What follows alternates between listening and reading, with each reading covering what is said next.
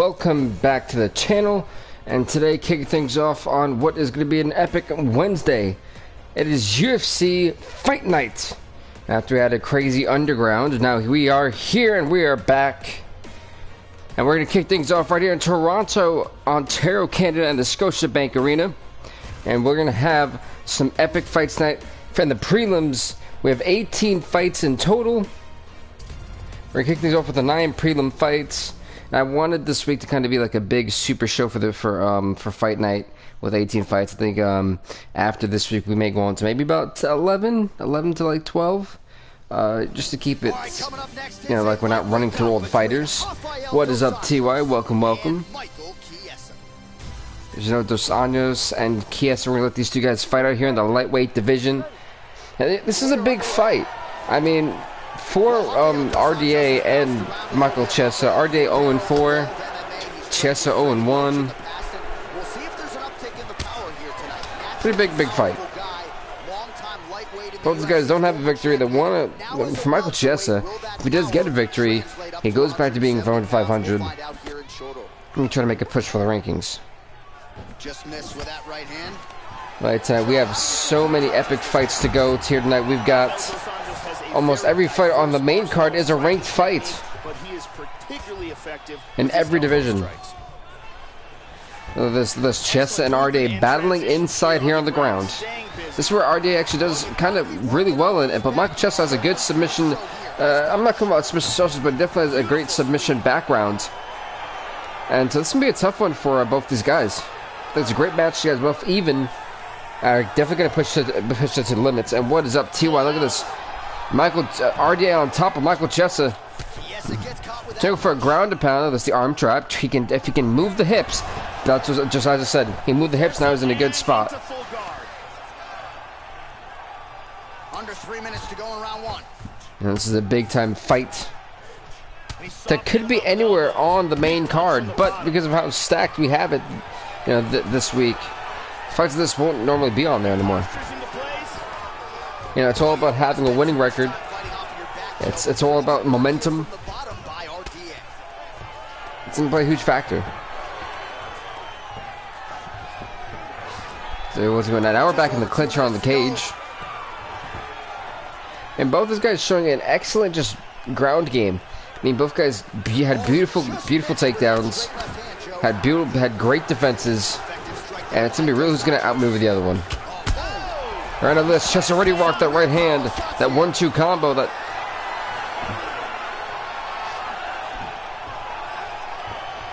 it's about scoring. He definitely did this, and another takedown. Got this going to side control. Yeah, at first I was going to say that this round was going to go to Michael Chiesa, but looks to be that might be a chance of this. Another great turnaround now, and the back same position could go for a rear naked choke, and he's got time to do it. Wait a minute, no, he's picking it back up. 44 seconds left in the first round. What's he going for? And he's out of the full mount. Nicely done. And he eats a right hand there.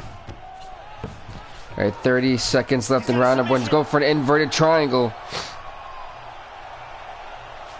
There's 20 seconds left. Rafael Dos Anjos could be tapping out right before the end of round number 1. 10 can he hang on? Will he tap out to survive and try to stay to fight for the next round? And Rafael Dos Anjos literally was saved by the horn. And I really thought Michael Chiesa was going to have him tap out.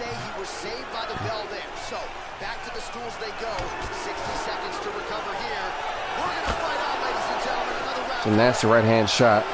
What is up, Johnny Utah?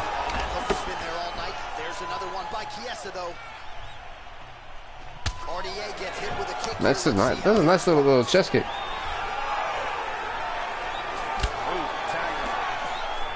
And he doesn't get it.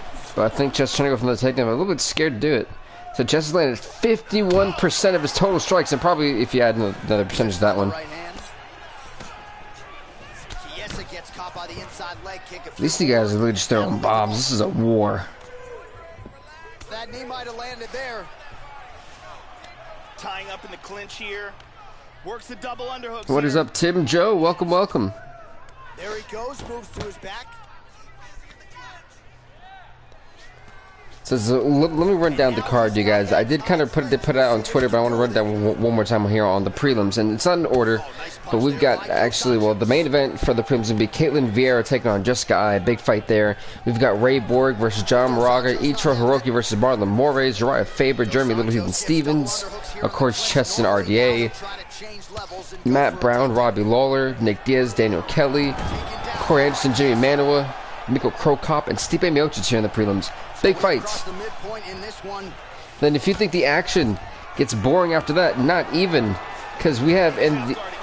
Oh, we'll get to the other fights in a little bit, as these guys are going, again, back to this, like, tactical prowess of staying on the ground. Both these guys are so good on the ground that they're having a hard time of maneuvering each other and basically out wrestling, if you will, here on the ground. Let's wait with the Kimura's in, and RDA. Michael Chester got caught in the Kimura. And there's a lot of time. Can he hang on? Can he find a way to get out of this is the question. He's going to lift his opponent's wrist up and towards his back. Oh my, I think this is going to be it for Michael Chester. Rafael Dos Anjos is going to try to break the arm. Chester, he's got a time. His arm's going to snap if he doesn't. He's been there from his 4th second, and Michael Chester taps out to Rafael Dos Anjos. He set it up. It was beautiful. Rafael Dos Anjos, victor by tap out in the 2nd round. That's about as good as it gets in terms of executing the submission. He stayed patient, waited for an opening, and was able to get the tap shortly there. Yeah, honestly, it was smart. He waited for his moment. Let's say on the ground, you leave yourself susceptible at any given time, in any given position to have your arm grabbed, a heel hook, a guillotine, rear naked choke, things like that. And Michael Chester, unfortunately for him, got caught. Ladies and gentlemen, referee Herb Dean has called a stop to this contest at 3 minutes, 47 seconds of round number 2. Declaring the winner by tap out, Rafael Dos Anjos. Congrats to Rafael Dos Anjos on winning the fight. As we're arguing on the next fight here. But overall, RDA would pick up a huge victory. He was 0-4 on his record. He finally gets a victory, and this is huge for him. Let's see if he can keep this momentum going. After this big win for RDA here tonight. All right, and next up is going to be Uriah Faber taking on Jeremy Little Heathen Stevens. Faber, who was also 0-4, by the way, in the featherweight division.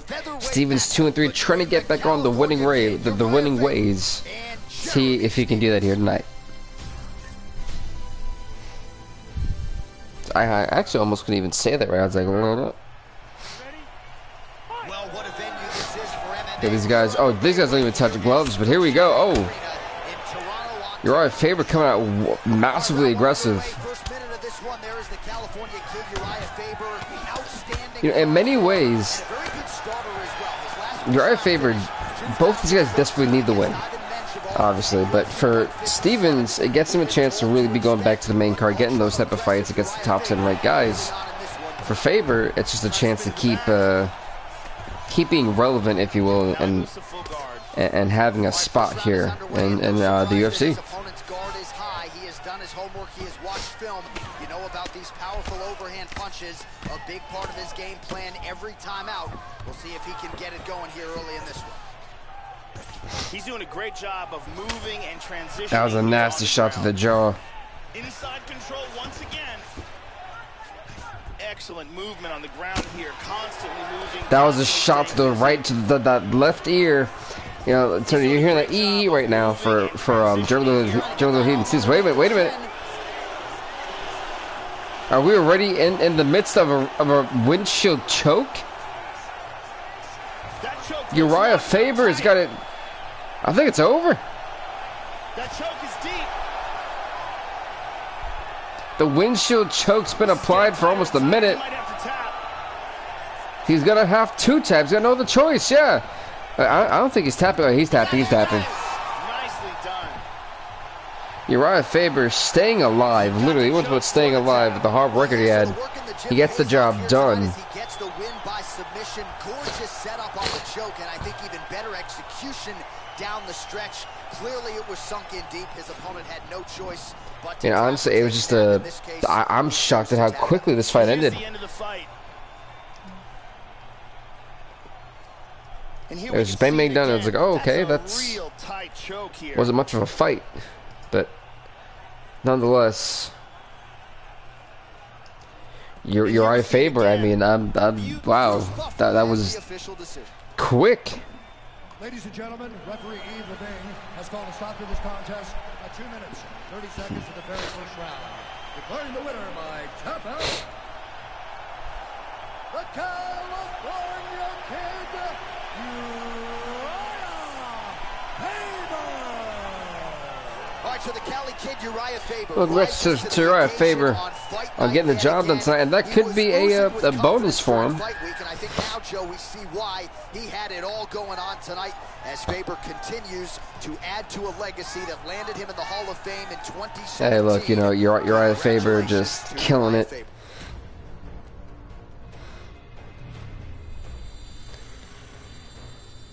All right, next up we got Nick Diaz taking on Daniel Kelly. All right, coming up next, we get to this middleweight bout between Nick Diaz and Daniel Kelly. Hey, what's up, Dumb Flunk? Welcome, welcome.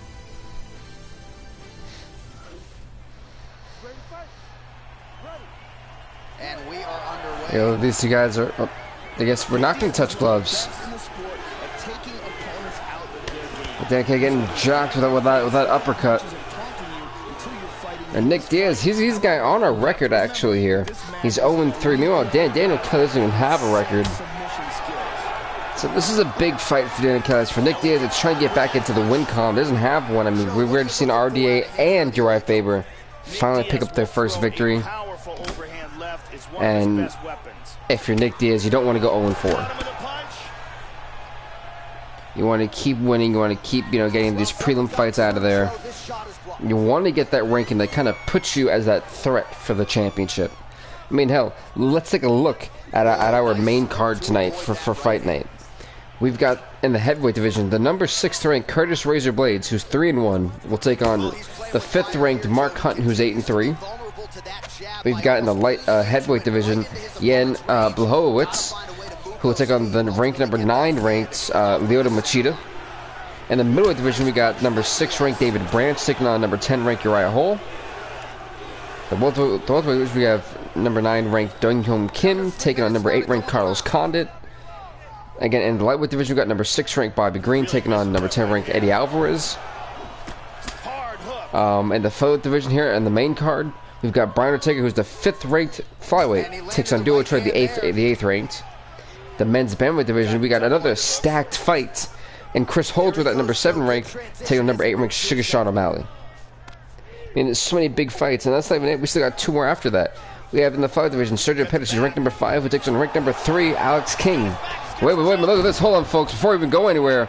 Look at this rear naked choke for Nick Diaz. I think Diaz is about to go to sleep from Daniel Kelly. This is an upset. This would be an upset. Oh, I thought it was over. I thought it was over. And Daniel Kelly once again turning around. Nick Diaz, this is not going well for him this round. Like I was saying, and then in the main event for the main card, we have the Undisputed Women's Bantamweight division, as number 3 ranked Kat Zingano is going to take on number 4 Holly Holm. Now this is now a triangle choke from Nick Diaz. Will he be able to tap out Daniel Kelly? But right before the round ends, are we about to have 3 straight submission victories? Clamping down with head and arm control very, very tight. He's going to push that arm sideways. Can Daniel Kelly find a way out of this? Or is Nick Diaz? Nick Diaz does it. Not Nick, Nate. No, yeah, Nick. Never mind, Nate.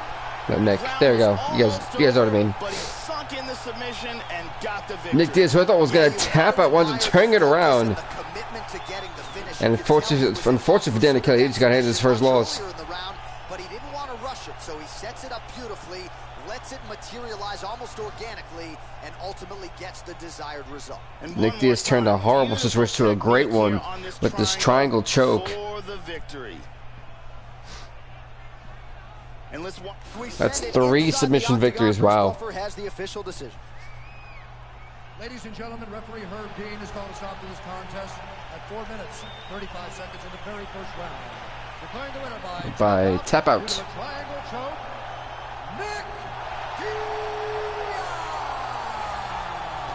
And Diaz getting that job done. It will be a subdued celebration as usual, but make no mistake about it. This was a big That's Nick Diaz now gets to go 1-3. Deanna Kelly 0-1 in his record. But Diaz, all these guys who are 0-4 and 0-3 are starting to pick up huge victories. It's like these guys came in today with like this mindset, this focus of knowing how much was on the line. I think that's honestly how you get the job done too. Alright, next up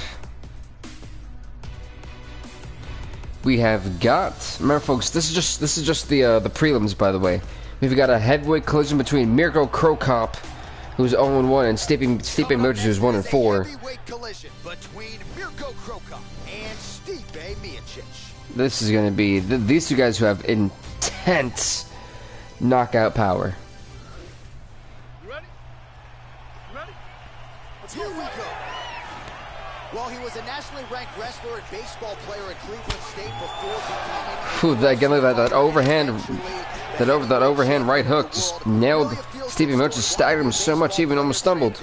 Martial arts and went on to become the baddest man on the planet. Power in both hands, something his opponent must be mindful of tonight. Mirko Cro Cop already aggressive in the early start. Just that's a nasty overhand right hand. He hurt him with that hook. Good combination. I don't think this fight is going to be really going to the ground. Hey, what is up to the 7th person in the stream? Now, he just caught Mirko Cro Cop. Cro Cop already staggered in the early goings of this fight. Oh, very nice. Oh, he left his head wide open to absorb that straight hand. He has shown a vulnerability here by leaning in. So I think this fight's going to be primarily stand-up. Nice defense on the As soon as I said, never mind. worked on that. To Cro Cop with those lethal kicks. Right there by Cro Cop. Under 3 minutes. Big shot. Whew, that was a nice two-piece combo, and immediately Stipe Miocic retreating after realizing he just got rocked. See, here's the thing: Miocic tried to close the distance. As soon as Mirko Cro Cop saw that Miocic was kind of faking with it with that left hand, he immediately realized he had the opportunity to go with a right and a left hook, and absolutely rocked Miocic's world. Back to the well with that right hand. It's no good. That's what we call scouting your opponent. Good check kick too. Miocic is looking a little bit scared. Oh, never mind that freaking right hand haymaker to Mirko Cro Cop. Cro Cop, once again, that's the one thing about when you're kickboxing, when you go for those kicks like that, you leave your face very vulnerable to be punched in. And a guy like Miocic who only needs those a good 1-2 jab for you to be looking at the lights. You know, you definitely don't want to leave yourself susceptible to that type of onslaught. Gets caught with that punch. He'd be wise to get those hands up. So like both men really refusing to get taken down. Under a minute now to go. It was up to the 8th person in the stream. Welcome. And look at another straight shot. A nice little body kick. As a Cro Cop needs to close the distance. Needs to apply all that pressure on Miocic. Try to make him make a little bit more mistakes. You've got 30 seconds in this round. Try to knock him out. And that may have just backfired on Cro Cop. You know, with the way these guys are swinging bombs, this definitely won't last for 3 rounds. This fight is dangerously close to being stopped. So a strong 5 minutes down. And that is the end of a freaking massive first round. All right, here we go with round 2. If they don't touch gloves again. Ooh, nice little karate kick. Yeah, it'd be interesting to see what the coach said on both sides. Excellent boxing, very good Muay Thai, very good wrestling, and some serious cardio. Yeah, it's funny, you know, Mirko Cro Cop wants to go for those leg kicks to the head. He's getting some hip into that one. He's fainting Who we caught with the nice little jab. Oh, good check kick. Miocic gets caught with that punch. Well, Joe, he seems to have his opponent's timing down. He has landed some good shots, but nothing really in terms of... Both guys, that's the combos that Mirko Cro Cop keeps trying to get along. It's smart to do that. Oh, but all the most of those that Miocic is still never mind if his outsmarting his opponents, and he walked into a kick like that. Makes you change your mind real quick. Well, that's not what you're looking for defensively. He moved right into that hook, and his opponent wisely lands it to the body there. He has been increasingly more susceptible to that strike. So both these guys not really trying to expend as much energy this round. Slips. This crowd in Scotiabank wanting to see a little bit more action, a little bit more violence. The midpoint of this one.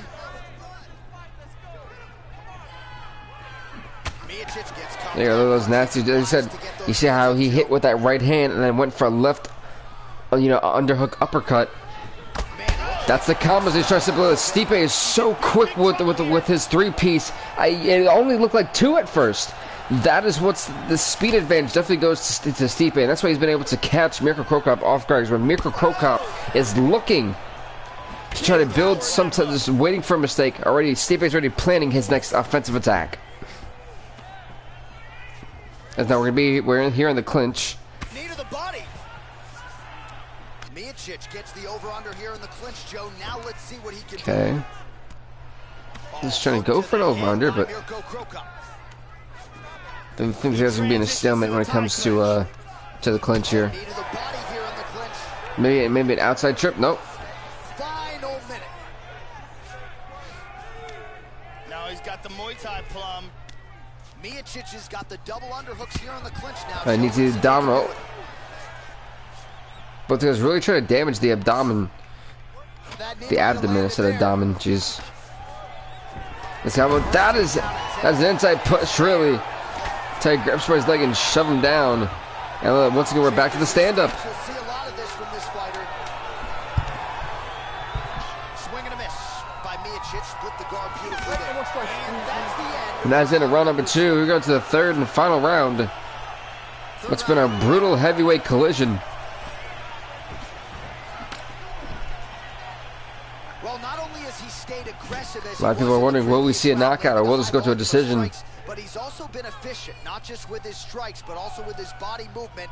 Complete performance out of this fighter here tonight. Yeah, to be honest, with the weight of something like this, in my opinion, it's a little bit hard to really say who's going to win. How about that chin? If it does go to a decision, because these two guys have been quite evenly matched for the most part. Starting to do some really significant damage to the body here. Another strike lands there. Exactly. Tries a big hook to the head, but misses. Back to the inside leg Nice kick. inside leg kick. So 3 minutes 30 seconds left. Will we see a knockout? Will we see a tap out maybe?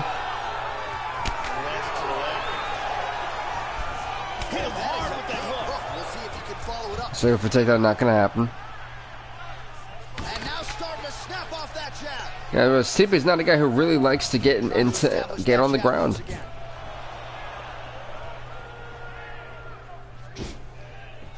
He blocks the punch. Oh, he's really starting to apply pressure on his opponent here. Different approach here in the last couple rounds. And it's the exact sense of urgency that you want to see from a fighter. Take the judges out of it. That's one thing. He's like, with a fight like this, it's so hard to really call a winner. And oh, wait a minute. We may not need the judges. Again, Stipe just got rocked. We have 2 minutes left in this fight. Try to establish that jab. Again, another shot, and once again, this time Mirko Cro Cop doesn't want to capitalize. I feel it's really killing him. No, he's got rocked again. He's got to keep it on the onslaught. What a leg kick. Man, has his chin been tested early. That's what he went for this takedown, and I don't know why. Get out of the takedown, keep going for the stand-up. Now you actually got him rocked. You just gave Stipe way too much time to recover. He's got double underhooks here. And he pummels out of it. Now Stipe is a really good grappler. Miocic's lower jaw is extremely swollen now. Back to over under control. We have 25 seconds left in this fight. Will we see a random knockout tap out, or will we be going to the decision? 10 seconds left. And pummels under and out of double underhooks. They go the 15-minute distance. And that is the end of the third round. Let's see what the judges score this. In my opinion, I don't know. With the venerable Bruce Buffer. A little bit too close to call. Go to the judges' scorecards for decision. All three judges scored this contest at 9:28. Wow. By unanimous decision, Mirko Cro Cop beating Stipe Miocic via decision. Miocic going to 1-5. Meanwhile, Cro Cop is 1-1 now.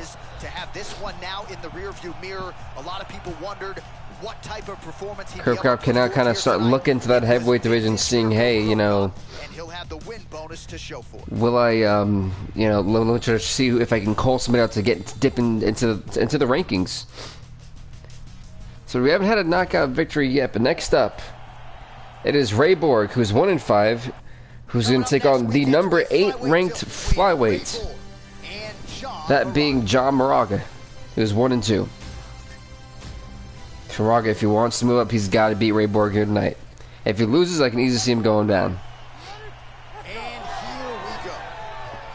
Well, largely in the UFC, John Moraga has won the fights that he is supposed to win. When he's been favored, he's come through. Oh, that's a good strike there by Moraga. Like I said, Borg has a record of 1-5. Yeah, both those guys have a losing record. Of course, Moraga is not as bad as Borg. Oh, it's single leg takedown. Okay, I see. That's some good stuff. And he connects with the punch. Half guard here. There we go. Well, it's already an armbar from Ray Borg. John Moraga could already be in trouble. Now he's gonna throw his leg over. Turns the hips. And is this how quickly the fight's gonna be over? Throw the leg over the face. Really? It's over? Break the grip.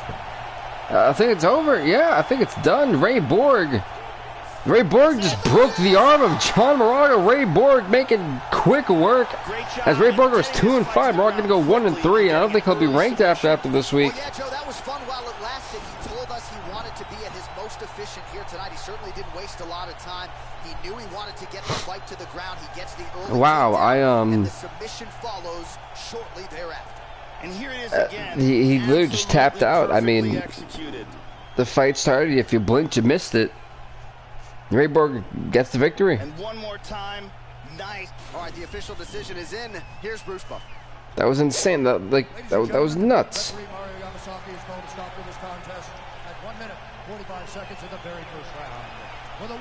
Now, John Moraga was ranked number 3. I don't think he'll be ranked after this week's over.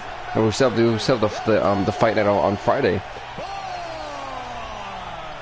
Well, the celebration is on in the corner after the big Well, submission. like I said, folks, this right here is just for the prelims. Then we have the main card after that, which the main card is are all ranked fights in their respective divisions. So there got to be few things in all of pro sports big stuff. Than to be able to celebrate a UFC win with your coaches. All right, let's see. Next up, after the world's quickest blink of an eye, you missed type of fight, we've got Marlon Moraes, who's going to take on Ichiro Hiroki. Moraes is 0-1, Ichiro Hiroki 0-0. This is a big fight for both these guys, especially for the man making his debut. A UFC bantamweight tilt. Here you go, Moraes and Hiroki. Let's get it on.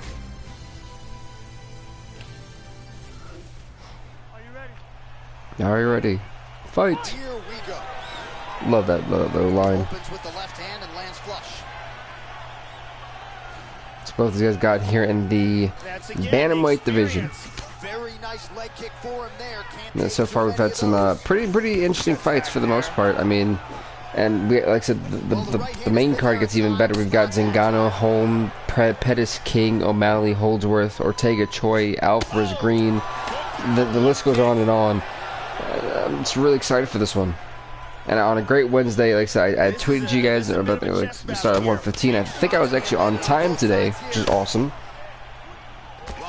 So, and then also tomorrow, folks, we're gonna have a killer stream. Yep, you heard that right. We're gonna have a Dead by Daylight killer main stream for Dead by Daylight. And then Friday we're also gonna have another fight night, a big super card fight night. So 18 fights on Friday, just like we're doing now, 9 prelims, 9 main card. I don't think I'm missing anything at this point. I think I've got everything on the cover. And then, yeah, for the most part, that's just kind of like some of the stuff at a glance for the next few days. Ooh, that was a nice little front kick. I said, so far the prelims have not disappointed. We've had a lot of submission victories. We haven't had a knockout victory yet tonight. These guys do not want to get knocked out, it looks like. I said, after this week, we're going to bring the prelims, we're going to bring the fight nights to 11 to 12, maybe 13 fights. And they probably won't showcase every division. I mean, the prelims will. But in terms of the main card, it might not. It just really depends on the fight committee, the matchmaking committee I've got going on with me, and what we feel is the best fights to put out. 2 minutes now to go in the opening round. And we take a look at the rankings and all the other stuff that we got going on.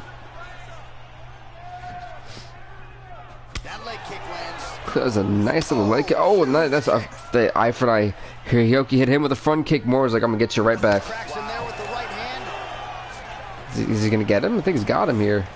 Wait, he's positioning up. But wait, no, he got caught. He got caught in a guillotine. Hiroki just made the biggest mistake he could ever make. A big rookie mistake. And Morris, I think Morris got him. I think he's got him. Yeah, this is definitely a finish. Unless he could use his feet to try to adjust and hope that his head slips out.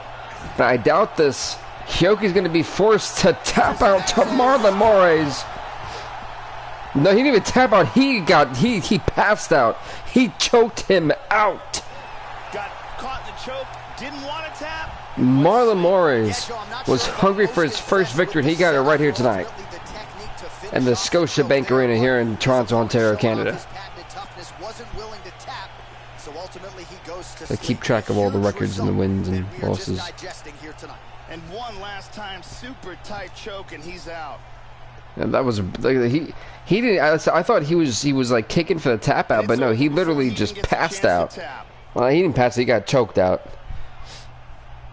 The official decision, it resides with Bruce Buffer.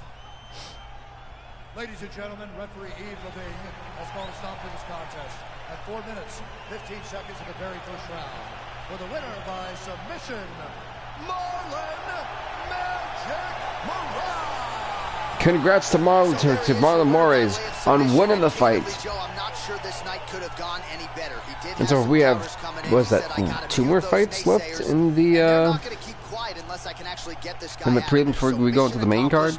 No judges necessary tonight. He gets the submission, and now all that's left. I'm wondering, will we not have an extra purse for knockouts? For this oncoming fighter here tonight. All right, 3 more fights. There you go. I forgot about the Matt Brown and Robbie Lawler fight. All right, next up, folks, is in the light heavyweight division. Corey Anderson is 2-3. Is going to take on Jimmy Manuwa, is 0-2.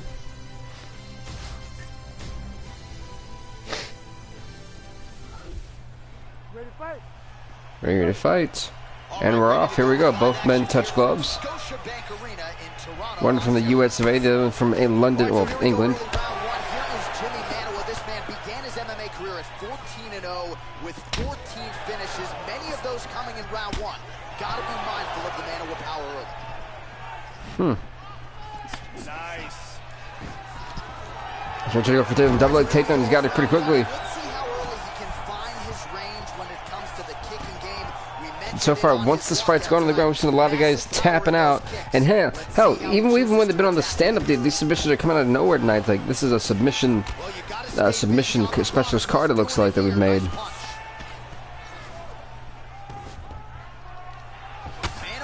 Ooh, it's a nasty right-hand shot to the ear. And an elbow, too, might get to the jawline. He's got him in this mounted crucifix, and right now, Manuwa's got to do something. He's getting rocked. And if he can't stop this, he's gonna... I think it's over for Manuwa if he doesn't keep...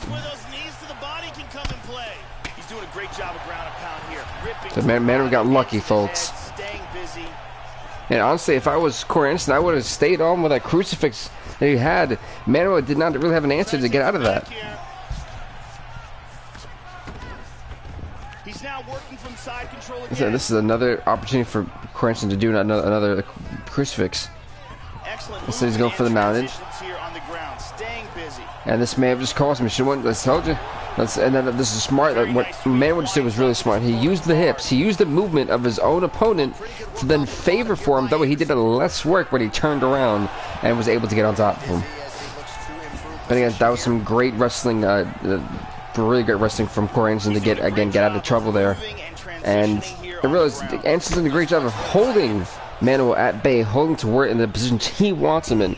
Which now it's forcing Manuel to do a lot more reckless stuff and leave himself vulnerable to these shots to the back of the head. 90 seconds now to go in round one.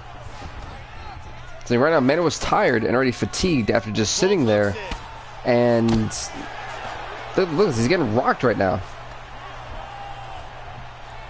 He's gonna try to take the back, I think. Manuel's been getting popped. It's on the north south. Side control, trying to go for the crucifix. This is where he should have been the first time. If he can get that arm going. Oh. 45 seconds. So what Corey Anderson's doing though is smart, folks. He's literally making Manuel expend so much energy here in the first round. If this fight does go on later, Manuel's not going to have a lot of energy to spend. He's going to have to be conservative and then try to wait and try to pick powerful spots where he thinks he's going to be able to land a shot in. Excellent movement on the ground here, constantly moving. But to be fair, it has taken a lot out of Corey Anderson as well. He's posturing up here. Round two is next. As they are still stuck in this position. It's a really weird position. Alright, there we go. Okay, round number two. Let's see what these guys got in the tank after that freaking fast-paced first round. Connects there with the punch. Good, look like now we hit it maybe a stalemate. Oh my God! Wow, what a shot! Wicked knockout here for the win. Yeah, Joe, a pinpoint strike. Wow! It landed flush. I'm not even sure the opponent. Look at this one more time. He went for the spinning back fist. He went for the right overhand shot, and it absolutely hit him right on the jaw. One more time. There you go. This is a better angle. Boom! And Manuel, he was out. He went to sleep. And that is the first knockout of the night, and what an emphatic knockout. I mean, he flatlined him. Turned in tonight, near perfect execution, and one of the bigger highlights of his UFC career. Manuel, unfortunate for himself, going 0-3. Corey Anderson going 3-3 now. Ladies and gentlemen, referee Herb Dean has called a stop to this contest at 18 seconds of round number 2. That's what we call a damn moment.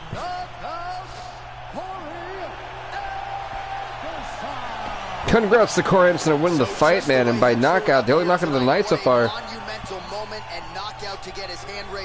Yeah, but honestly, that was nuts. That was insane. Certainly set himself up for a major opportunity here moving forward, but you can be sure tonight. I mean, that was he'll be celebrating stunned, folks, stunned. With his friends, his family, his coaches.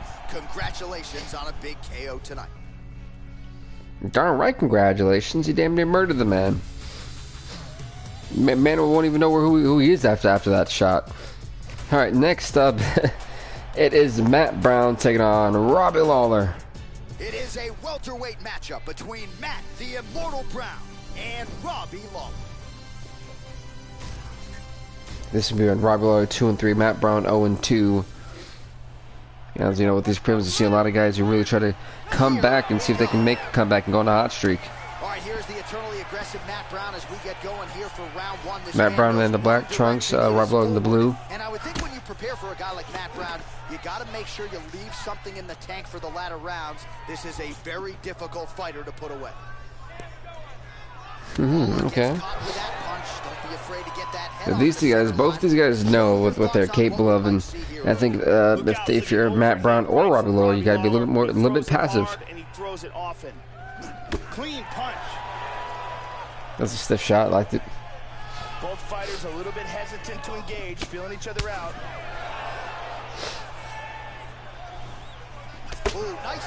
Oh, Robbie Lawler really fell right into that knee. I mean, when he went for that body, that body shot, Brown just waited for him. He popped him. Yeah, that was definitely a big stinger on Lawler.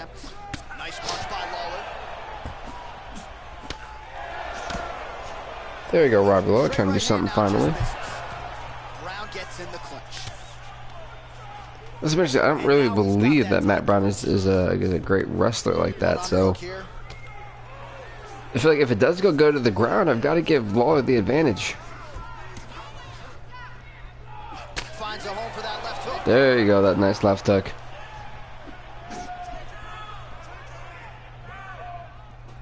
One of the corners to tell one of the fighters to change the angle. We heard it. His opponent's got to be salivating at this point in time.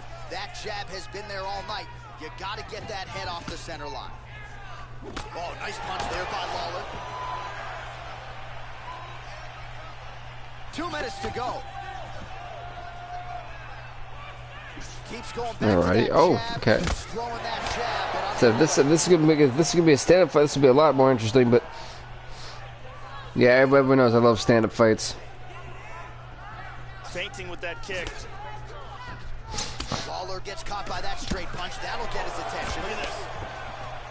Uh-oh, wait a minute. Tie clinch, Joe. This could be trouble. He pummels out of double underhooks. Brown's got double underhooks now. And An elbow! Oh, that was a nasty level. This is where Matt Brown's got to capitalize. badly hurt. He's definitely badly hurt. Look at that. You already see, you know, the bottom jaw is really starting to swell up a little bit. Oh, again, this could be Matt Brown's fight. Lawler's looking. Oh, again. That's what I'm saying. Matt Brown's got to keep this up. It was smart by Rob to try to go for a clinch. 30 seconds now to go. Try to bring him into the clinch. Oh, good opportunity to do damage here. He's got that tie clinch. Honestly, round number one. Here in the clinch. Round number one definitely went to Matt Brown. I don't think it's broken, but starting to show some obvious signs of swelling. Second round underway. Ooh, both those guys got messed up a little bit. End of that round, his opponent was clearly hurt. He's going to look to start this round off fast. It was try to both pick of these off guys. his left leg. Oh, okay, another right hand shot. Oh, he might be out. Big Beautiful body shot. shot there, too. Whoa, head kick. Yeah, Robbie Lawler looks like he's all over the place right now. Nice leg kick. I think we can respectfully say that Lawler just looks a little bit lost in this fight, and now it's time to get, you know, his former self back. Well, the offense has been there. He is landing some good shots, but not really stringing them together. For some reason, he's trying to target the body the entire time, Lawler. It's not really working for him. Tempo a little bit and try to get his opponent out of there by landing more than just one strike at a time. You know, with Lawler, he's got to try to land some combos. Both guys are starting to be a little more passive, especially Matt Brown. He was aggressive at the early start of this round. I was trying to like kind of reserve and you know, relax a little bit. Oh, he landed a right hand. 3 minutes remain in the round. You see, look at this. One of the coach calling for a takedown. Missed that shot. And there's the Terrific. single Look at this. Look at this. Oh, and down. A single leg takedown from Robbie Lawler. That's these takedowns and these submissions really have been turned the tide for a lot of these fighters and fights. Great takedown defense right there. Very nicely done. And so even though Lawler has a takedown, I wouldn't say this is his round yet. There he goes, moves to his back again. Let's see, we're kind of back at the stalemate between these two. Right hand. Lands a nice kick. Both guys really throwing with authority. Definitely throwing with authority for sure. Oh, nasty right hand shot, and it actually dropped. It dropped Lawler. This fight is dangerously close to being stopped. Hard straight punch. And both these guys just teetering away on each other. He's teeing off with some vicious shots. Oh, I'm waiting for that roundhouse kick to come in. Well, he's really starting to land a high. That's the Superman punch. In the second round, no denying that he has taken the message from his corner and picked up the pace here in round two. That's Another Superman punch again. kick to the head. Oh, nice little flying karate kick almost. That was pretty dope. These guys are just standing in front of each other and throwing bombs. So I'm waiting for that roundhouse kick. Someone's gonna do it. Yet again. Oh, veteran stuff there. He pummels under. Now he's got the underhook. Well, he's always working off of that jab. Nice jab there Yo, by Robbie. 10 seconds left in this round. Throwing that jab now again. The fighter Vink. Oh, wait, he's down. He's down. Wait, he went down. That right there could have won Lawler the round. In my opinion, that right there could have really won Lawler the round. Body kick, look at that. Punches in bunches, and he hasn't really shown any. This is where it gets really, really good. Tonight. I'm not sure how much more his opponent can take. Yeah, these two guys are literally just going all-out war. Oh, nice jab by Robbie Lawler. Punch coming, it's blocked. Right on the button. Definitely a nasty shot between these guys. The total strikes. My brother's line is 59 total strikes. Beautifully done by Lawler. Well, we wondered earlier why there weren't as many body strikes. He's making up for lost time here. Shot to the body connects, and that bears. You know, while he goes to the body though, he's been getting tagged a lot more, Matt Brown. Oh, he took for that Superman punch. Robbie Lawler caught him with a straight jab to the face. And Lloyd on the receiving end of an onslaught, and then once again down goes Matt Brown.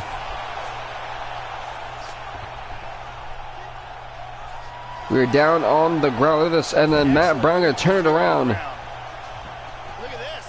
He's out of it. Very nice. As we have 3 minutes left in this fight. It's nice side control. Oh. Excellent movement and transitions here on the ground. Staying busy.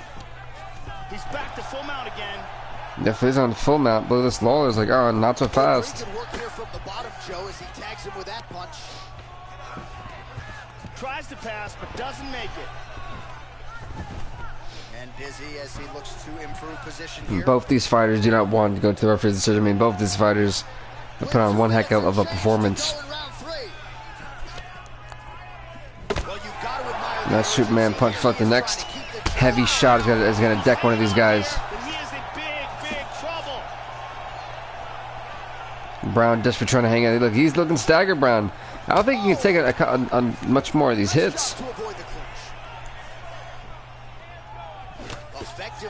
He needs to start going for those Superman punches and go back to what he was doing before in the second round.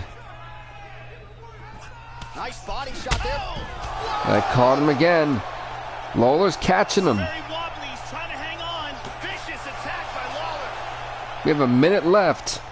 Will we see a last second knockout? Really threw everything into that uppercut, but fell short.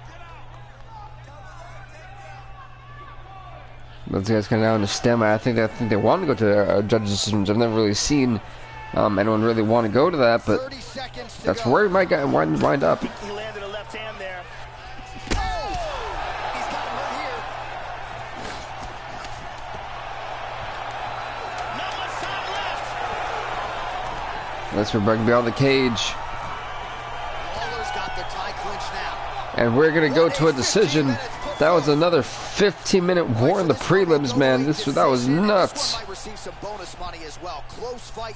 Both fighters went toe-to-toe in the center of the octagon. A lot of significant strikes on both sides. All right, the official decision is now in. Here is Bruce. All right, who do the judges say won this fight? 3 rounds. We go to the judges' scorecards for a decision. Judge 1 scores this contest 29-28, Lawler. Judge 2 scores it 28-28. And Judge 3 scores it 29-27. For the winner by majority decision, Ruthless Robbie. Wow, Ruthless Robbie Lawler won that one. We had a draw, and then it really went to a majority decision. Heartbreaking for Matt Brown. He's on the wrong side of 35, but still getting it done. Lawler turned pro all the way back in 2000. That's crazy to me. Realized the UFC welterweight title. Robbie Lawler goes 3-3. That was back in in the even column. Unfortunately for Matt Brown, going 0-3 now. And we have this is the final fight of the prelims before going to the main card. In the women's undisputed bantamweight division, Kathleen Vieira takes on Jessica Ai. Both have an 0-0 record. Coming in, fresh and seeing if they can make a statement here tonight. Between Jessica Eye.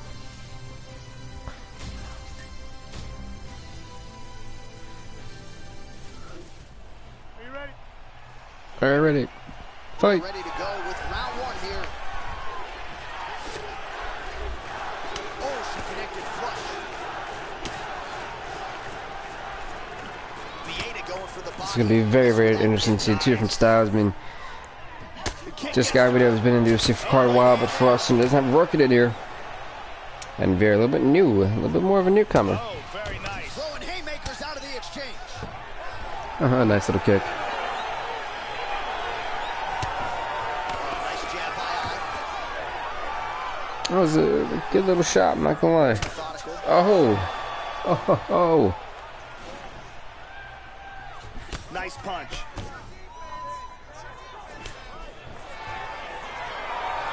Well, that left hand has been there for her tonight. Not on that. Vieta gets caught with that punch. Got to shore up the defense. That was a nice little uppercut, knocked out. It was a good little shot. A wild exchange. Oh, big left. Well, she got her head snapped back with that jab. Very constantly getting whooped. Show of vulnerability here by almost leaning right into her opponent's range. Let's see if she can move that upper body and get her head off the center line.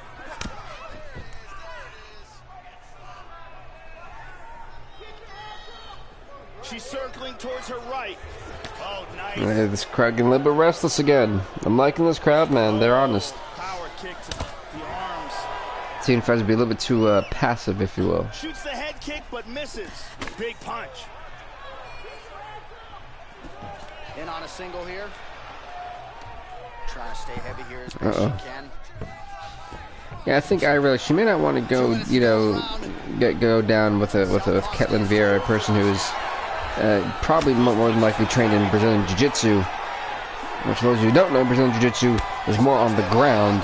And that's why you see a lot of those Jiu-Jitsu fighters have an amazing time on the ground. They feel a lot more comfortable than most would, and can make some magic happen pretty quickly. So, you know, it's I think it was a smart call by Eye to not go on the ground with Vieira just yet. Good shot. So Eye's trying to tag Vieira, and Vieira hasn't done a really great job with her striking. Look, every time that she tries to close the distance, Vieira kind of just gets caught real quick. You gotta be careful when you throw the same technique over and over and over again. Oh, working well off of that. So you see Eye trying to go for more uppercuts than anything else, and she might want to change it up a little bit. You know, go for some hooks. Looking to avoid that left hand. That's how quickly that double leg takedown, just like that. Excellent move. And look at how quickly Vieira just moved into position. And I'm saying, if you're Vieira's coach, you're probably gonna tell her, go for the takedown. See if you can dominate her on the ground. All right, so round two is underway here. Both women had their moments in that first round. At times it looked like they were feeling each other out, and there is a lot of mutual respect here, though. So maybe you thought the crowd got a little bit I'm just back into restless this at times. standoff. Ultimately, these fighters are both elite. A lot of respect on both sides. We'll see if they get after it here to begin round two. Maybe not. Question mark. Oh, there we go. With that knee. So you know they're gonna engage eventually. Joshi did not connect there. Well, it's one thing to be confident in your chin. It's another thing to leave your head wide open for damage, and that's exactly what she did there as she eats the uppercut. Let's see if she circles out and tries to prevent any further damage here. Vieta gets caught by the inside leg. And there's the single. Oh, look at this. So that's the inverted triangle. That's why I was just talking about that with Vieira. Her submission. I'm telling you, the coaches told her to go for a takedown. And just look at this. Now she's already got Jessica Eye. Right, we should watch it. Eye might be tapping out in the inverted triangle. Look at this. This is nasty. It's just deep. It's nasty. And I don't think she can get out of this with the way she's trying to get. She's fighting. And I think it's over. I think Eye's gonna be forced to tap out if she's gonna get choked out. And Jessica Eye wisely tapping out of the inverted triangle. Ketlin Vieira gets a submission victory here in the final fight for the prelims. Well, yeah, Joe, you can tell she's been working on her submission, so no surprise there, but a perfect setup on that choke. And I think even better finishing instincts to make sure she sunk it in deep and ultimately forced the tap. High-level stuff there. Let's look at it from Yeah, I mean, I gotta agree. Very high level stuff. I definitely agree with that one. Executed for the submission victory. And finally, back inside the octagon once again, here's Bruce Buffer. Ladies and gentlemen, referee Eve Levine has called a stop to this contest at 2 minutes, 9 seconds of round number 2. Declaring the winner by tap out due to a reverse triangle. Ketland Vieira. So congrats to Ketland Vieira on winning. I win the fight. She goes 1-0. This guy goes 0-1. But let's go on to the purses for the prelims and see who's getting some extra cash. Result tonight is no different.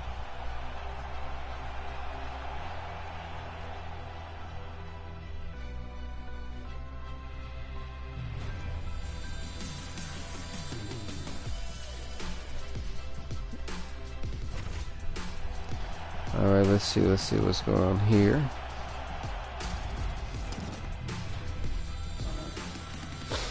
Alright, so fight of the night they said was actually the Vieira versus I. I'm like, alright, interesting. Performance of the night submission went to Ray Borg. I'd have to give him that one. And performance of the night killed, well, I mean, I don't think there was really any other choice but to give it to him because we had 1, 2, 3, 4, 5, 6 submission victories, 2 decisions, and 1 knockout. That's honestly nuts for any 9 fights. That's nuts. So if they're really great prelim, we go on to the main card. All the ranked fights are now here, baby. This is where it gets good. So first up we have the light heavyweight division. The number 10 ranked Jan Blachowicz is going to take on the number 9 ranked Lyoto Machida.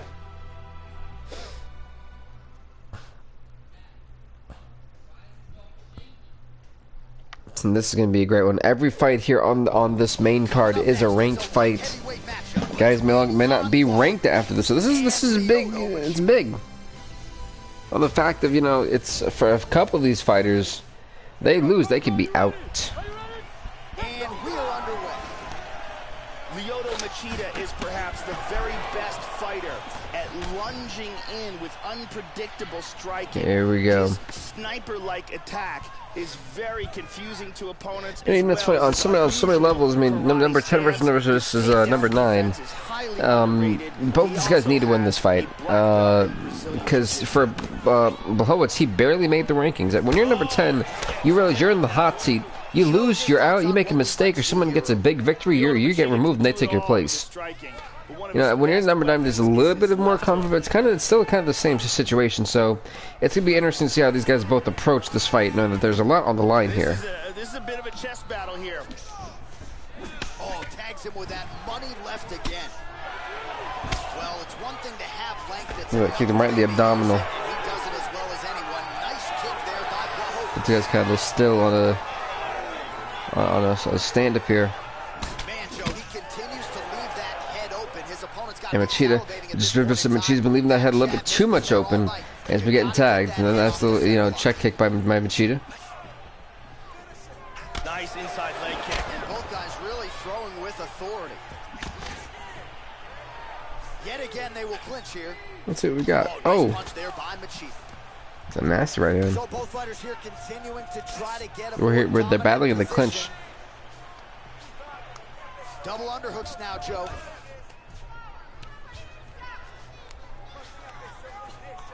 Latifi's got the tie clinch now. And they move out of the clinch. Good defense there. Careful, that freaking head kick didn't work. Oh, that was a nasty right hand though. Oh, huge leg kick to that lead leg. Again, we're kind of like at the stalemate. Both guys kind of biding their time. Blachowicz doesn't want to make a mistake, but Cheetah's waiting for the right moment. It looks like is when he's like more of a counter striker at the moment. That's what he's trying to go for. Good punch. Oh, He missed Father with that one, with small little inside jab, and then he went for another kick to the head and just completely missed. Blachowicz really throwing caution to the wind. I think he needs to be careful about that. Now we're getting back in this little stalemate position. All right, 45 seconds now to go on the round. That nice little 1-2 combo. With the right hand. Machida's cut is getting worse here. Man, is that bleeding. And continues with the inside leg kick. Yeah, I said, I can't even really say the name right like that. Blachowicz is actually expending a lot more energy, trying to do a lot more high caliber offense, if you want to use it like that, and missed a lot of them.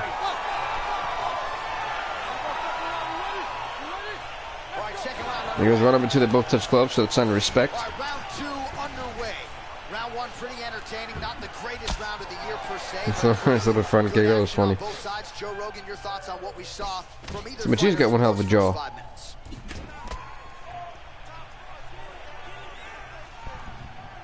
Well, the offense has been there. He is landing some good shots. Again, see the way he's wildly missing. Together and putting combinations on his opponent. He's got to mix up his strikes, change his tempo. He tagged him. That's Blachowicz just got tagged. Just got tagged with that shot. Body kick, look at that. So his opponent lands that kick to the body, Joe, and he has shown an increased susceptibility to that strike here tonight.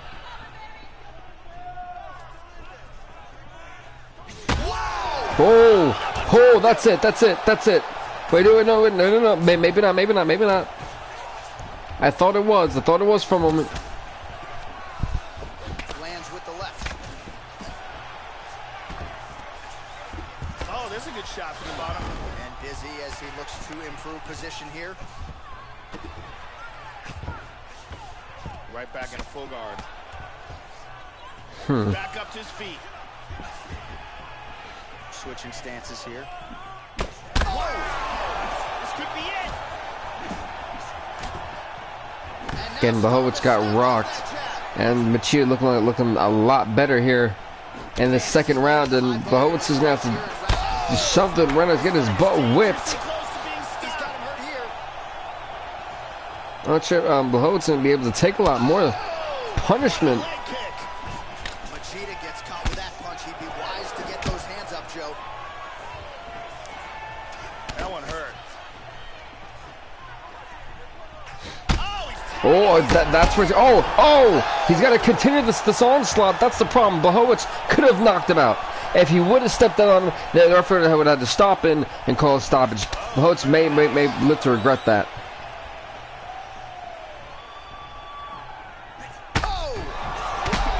It's over. Yep. Good night. It is over. Lyoto Machida by knockout. Well, I can tell you this. At the end of next week, after Friday's fight night, we have a light heavyweight bout, and I can guarantee you, I don't think he's going to be ranked after this. I can almost guarantee he may not be ranked. Let's see that again from another angle. Blachowicz. Look at this. Sorry about that. And that is all she wrote. All right, let's go inside the octagon now to Bruce Buffer. Bruce, take it away. Referee Ari Yamasaki has called a stop to this contest at 3 minutes, 49 seconds of round number 2. Declaring the winner by knockout,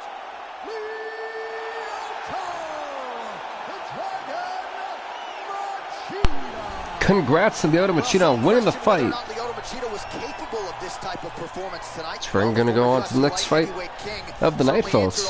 Big fight win for Lyoto Machida. With his skills and his handiwork tonight, this is a hard guy to simulate in training, of course, and his opponent.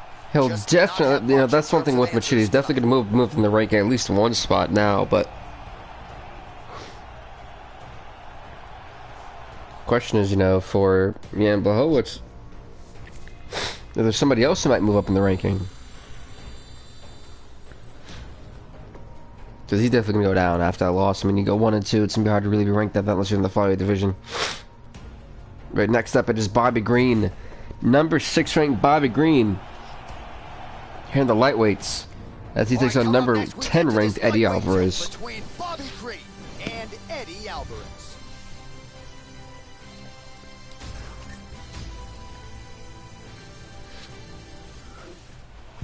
You ready to fight? All right, we are underway now. Good to have you with us as we broadcast live from Scotiabank Arena in Toronto, Ontario. An MMA pioneer of Yo, Green and Alvarez already going to blows. This was... Alright, I see how this fight's gonna go. Most of his pro wins, though, have come by knockout or TKO. Eddie Alvarez, not afraid of the firefight. Oh my. That's what we get tonight. And he looks to the takedown. Nice punch there by Green. All right, so here we go with round one, and it doesn't figure to take oh, okay. Hey, check for that spinning back fist. We've seen it. Green said, no, not today. So, you know, for Green, this is a big fight for him. And let me just say, he goes 4-2. He's definitely going to shoot up, and I think overtake a couple guys. Honestly, I could see him easily going up to like a rank 3 spot. I just think we recently the show right after UFC 250, I think it was. I don't even think it was underground. Yeah, that wasn't underground. It was during the UFC 255 pay-per-view we seen in the women's undisputed bantamweight division. Karolina Kowalkiewicz had came in and dominated Michelle Waterson, and I had said at that point, if she's able to win that, you know, she kind of should solidify herself almost as the #1 contender for the women's bantamweight championship. And unless, you know, Shevchenko, who I don't think is actually fighting yet. Yeah, she's not. That's interesting. Look at this. Look at this. Bobby Green. Bobby Green to tap to Eddie Alvarez. Excellent technique here. Got the arm bar and got the tap.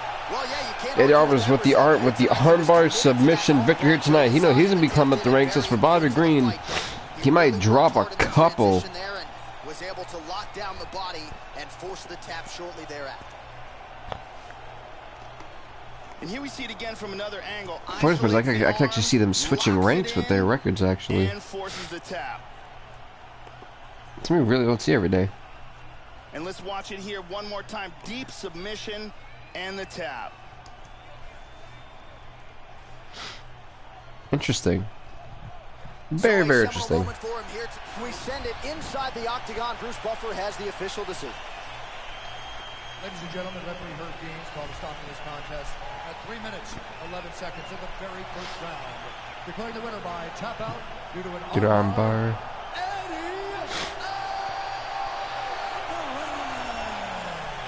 So another big win for the former UFC lightweight champion. Eddie Alvarez getting a huge submission victory against Bobby Green. And in convincing fashion. That was pretty quick. But the man they call the Underground King still getting it done here at 155 pounds. Sounds like also like dying allergies right now that they're at the moment.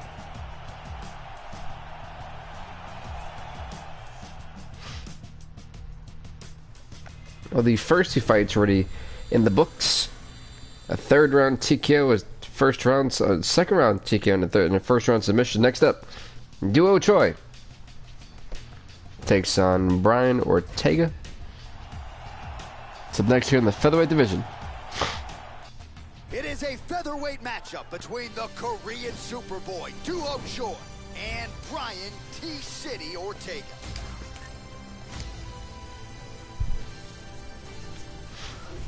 Here we go. Duo Choi being ranked number 8 at 5-5 shocked a lot of people.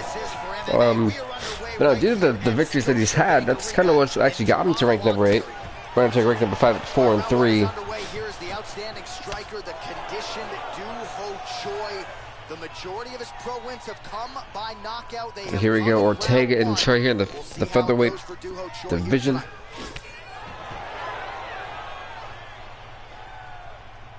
Kind of in a little bit of a stalemate here. Both guys wanting to keep a lot of distance from each other. Don't really blame them, but you got to fight at some point.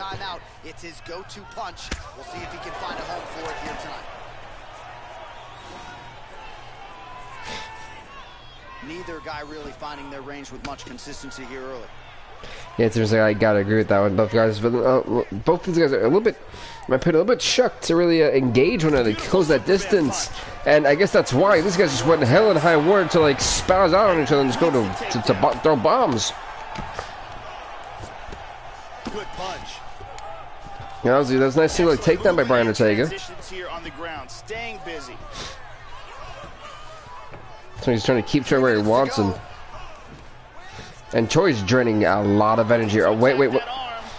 I think Brian Ortega's already just pumped in an arm bar. Troy was so exhausted that he tried to move the arm, left the arm able to be grabbed and held. And his duo Troy maybe tap it out. Duo Troy, can he hang on for dear life? Now Duo Troy's got to tap out. Brian Ortega with another victory, as he's going to make Duo Troy go 5-6, and Brian Ortega with the submission victory in the first round. Yeah, Joe, that's about as good as it gets in terms of executing the submission. He stayed patient, waited for an opening, and was able to get the tap shortly thereafter. Excellent work. Duo Troy, yeah, Duo Troy's probably that ranking now. And here we see it from another angle. Beautiful technique here. As he goes 5-6, and Brian Ortega goes 5-3. And here we see it again. Beautiful submission victory.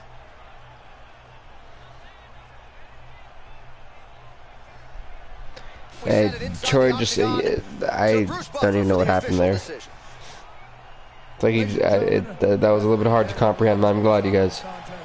2 minutes, 39 seconds of the very first round. Declaring the winner by tap out, Brian Ortega. Congrats to Brian Ortega on winning the fight. Wins by submission. So far we've had 2 submission victories, a knockout victory in these 3 fights. And they're not going to keep quiet unless I can actually get this guy out of there. Looking pretty good so far. Well, at least if you ask me. Tonight, he gets the submission, and now all that's left is to celebrate with his coaches and training partners. What a moment for this oncoming fighter here tonight. All right, next episode is going to be Branch versus Hall. It's up next. All right, coming up next, it's a UFC middleweight division fight.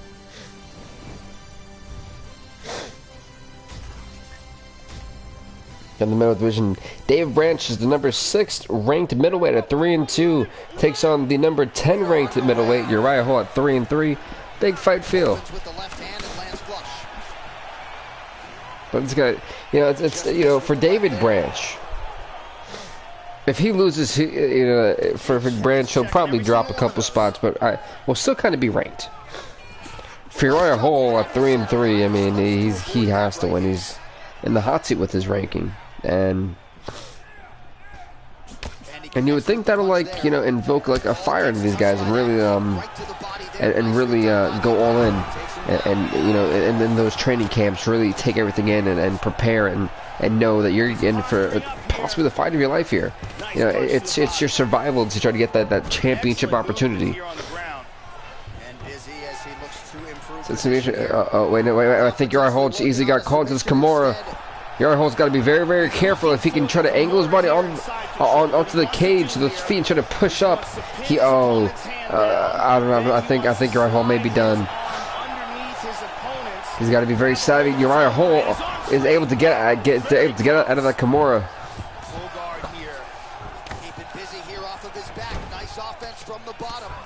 That was great technique by Uriah Hall, but then look at this. David Branch going to come right back around too. His back sitting position. I thought I was going to go for a rear naked. It was not in top mount. Very nicely done. He postures into place. That shot definitely rung on him.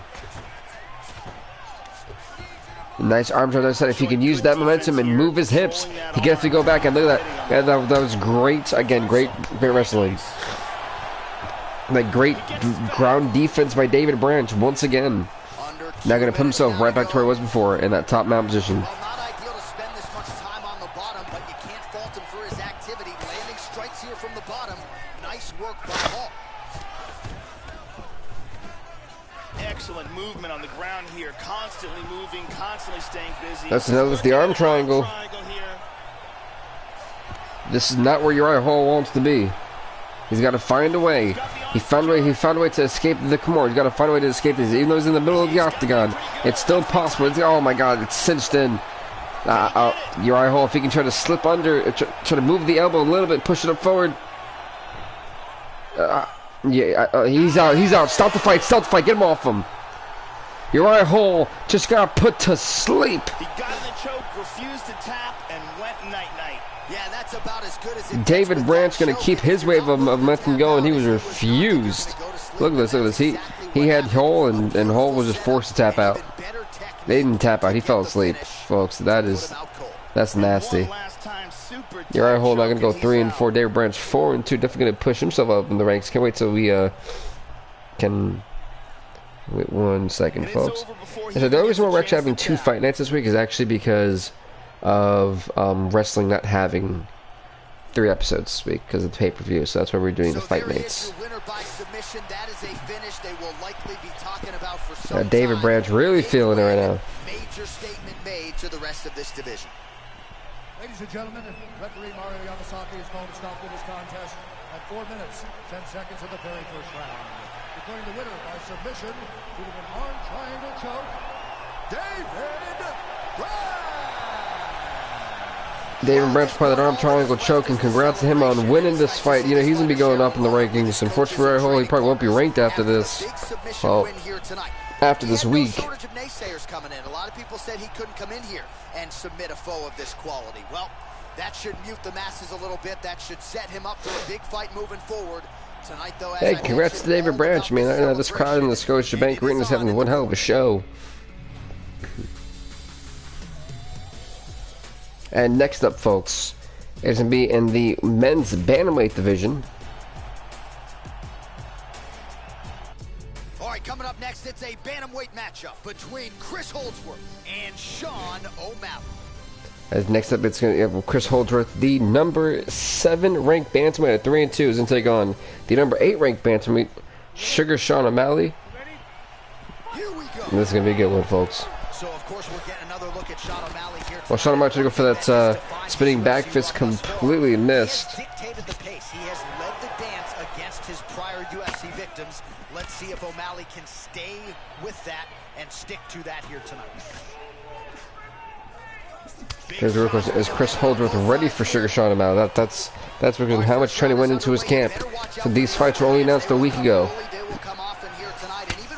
Especially if you were on the, it's the thing, if you were on the fight night, you know, 1 card, you only had a week to prepare. If you're on, you know, the fight night 2 card, you had like a week and a half. Actually, no, almost 2 weeks really. So it's gonna be kind of big to see how these guys fight it out for this. Excellent movement on the ground here, always trying to better his position. Hey, Chris Holdsworth once again trying to keep it on the stand-up. And surprised the bantamweight's really going to war. Something we really don't see for bantamweights. Ooh, nice little, they call that a head kick. Wow, okay. Really hit the body though. And he lands it to the leg. Yeah, that's the Chris Holdsworth is so quick with those 1-2 jabs. That 2-piece jab. You see O'Malley really trying to go for that spinning back fist. That's that roundhouse kick. It's now double takedown from Holdsworth. So O'Malley's having a hard time controlling his pace, and Holdsworth is enacting his will basically. He's doing a great job of moving and transitioning here. Let's see. This O'Malley was able to use Holdsworth's own weight to his advantage. O'Malley got off. That's interesting. So kick. 90 seconds remain in the round.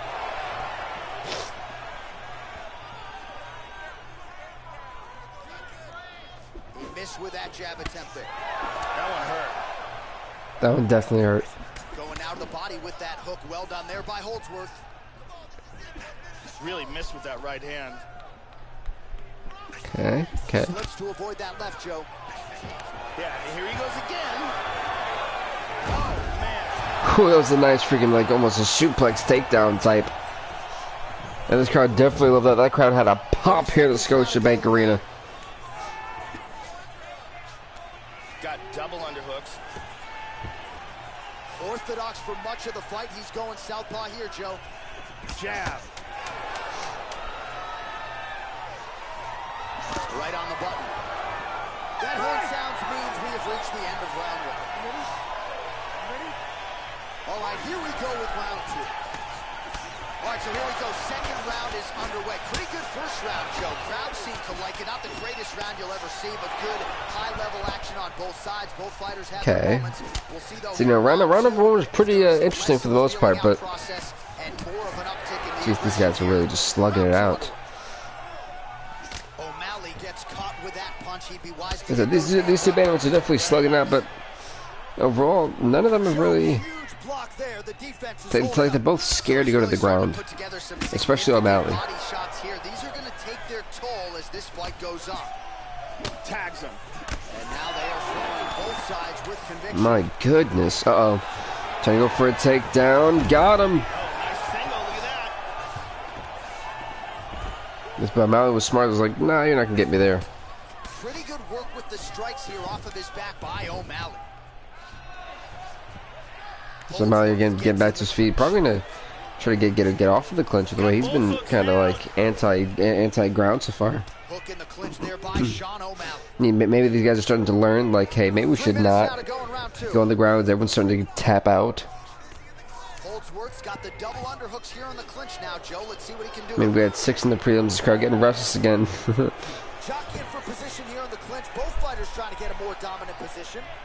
Well, his corner was pretty urgent after round one. A little bit lackluster there in that opening round. So a hip shot. Oh. Ooh, I know that one pissed O'Malley off. Huge block there. Oh, beautiful combination. O'Malley's lower jaw now starting to show signs of swelling. O'Malley's been missing wildly for most of this fight. And he lands a single leg takedown. And he's trapped in half guard here.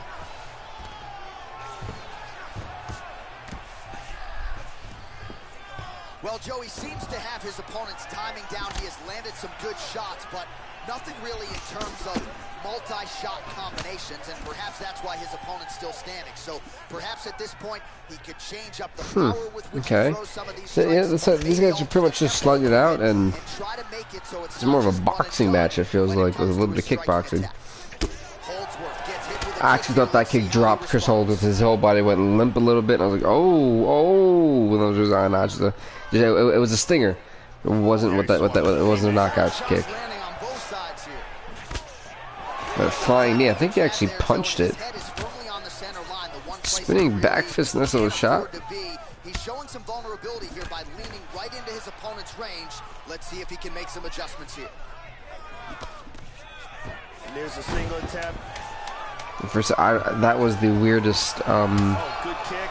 fall I've ever seen there. He just went like as if he died. Up, he got me. And the horn sounds on round two. Third round underway.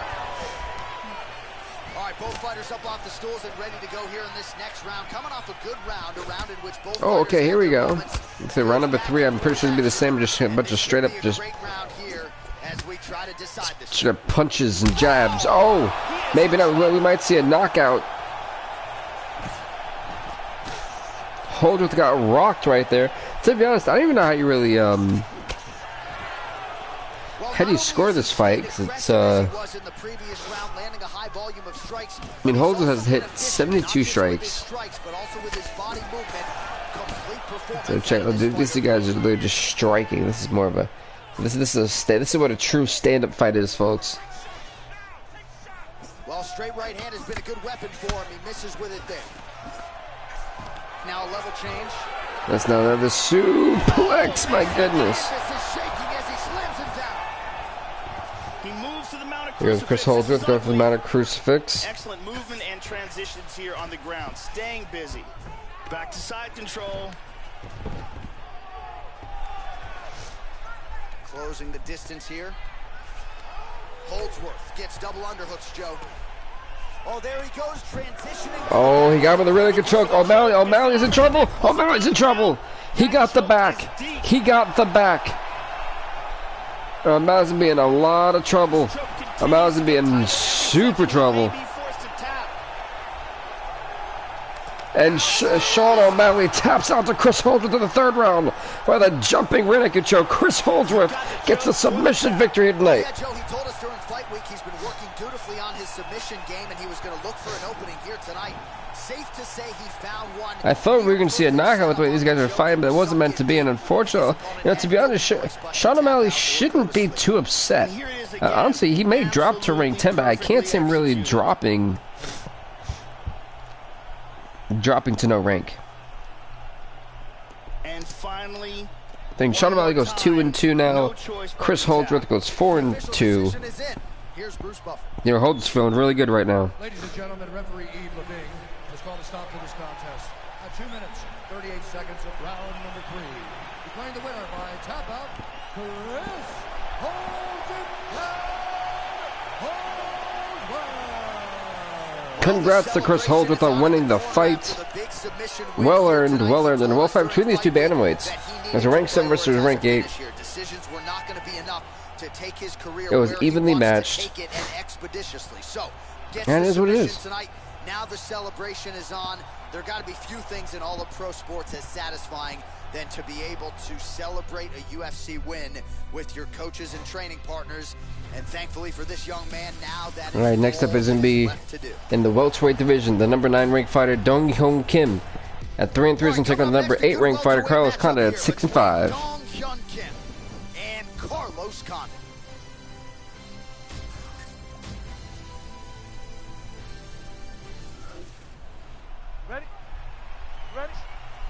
Fight. Here we go. They're going to touch glove shots. Oh, Carlos Condit just juked the hell out of him for that one. He was wrong for that. As usual, the natural-born killer, Carlos Condit, ready to go. Joe, this is as diverse that's the spinning back fist. as there is in this welterweight division. Sets an insane pace as well on any given Saturday night.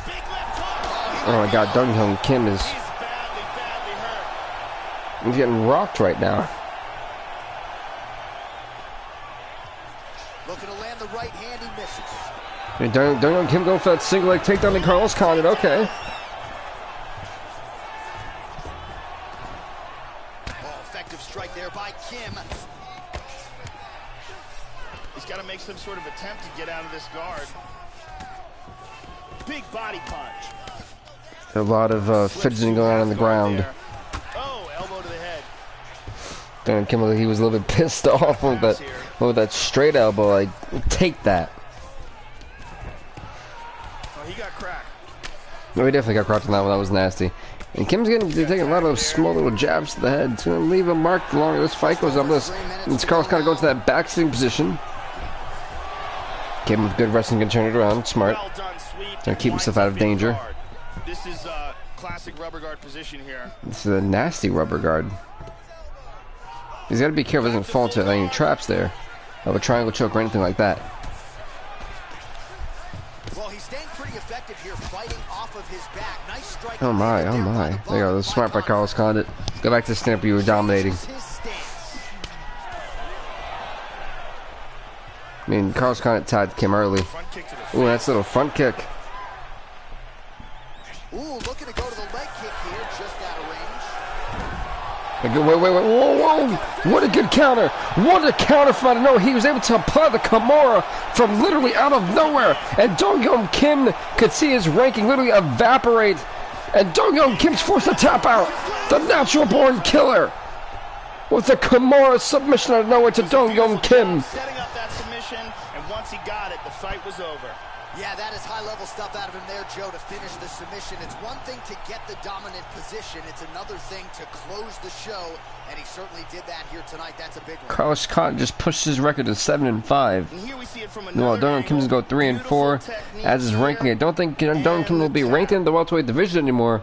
But I mean, we'll have to wait till next till like, you know, the next fight, which is Friday, to figure that one out. And then whenever we actually sit back and do the rankings and records again.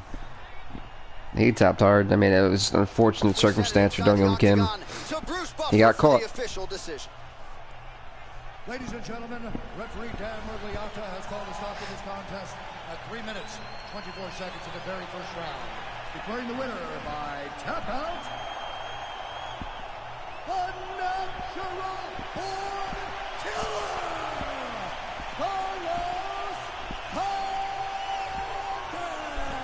Carlos Condit. Congrats to the natural born killer Carlos Condit on getting the job done tonight. The clock type performance here tonight. He has certainly battled injuries in the past. Clearly, though, you saw a healthy Condit in this fight, and this will likely go down as one of the more satisfying wins of his storied UFC tenure. That was nuts. But there was supposed to be a takedown. He counted the arm bar, and I was like, oh, wow, okay.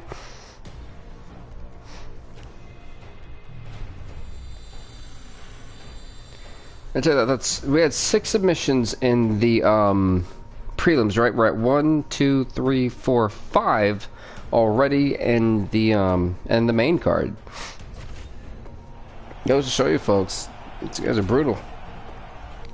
Coming up next, it is a heavyweight collision between Curtis Razor Blades and Yeah, this is a very anticipated fight. I mean, no matter what here, these guys will still be ranked at the end of the day. And I can't even see them. If either of these guys lose to each other, I really can't see their rank even dropping. I think they just take each other's places. Yeah, it's really the way it would be, honestly. But yeah, the number 6 ranked fighter Curtis Razor Blades at 3-1 takes on the number 5 ranked fighter Mark Hunt. Has worked really hard on his conditioning, so don't expect this man to fade if we do see rounds 2 and 3 here tonight. Yeah, this Curtis Blades. Curtis Blades with a takedown to Mark Hunt. After that slam, Joe. Nice punch by Blades. I think Mark Hunt's performance in the heavyweight tournament shocked everybody with how resilient the man was, and he really gave it his all. Almost came close to becoming champion, but it wasn't meant to be. Trying to take the back here. Into side control again. And Hunt getting rocked.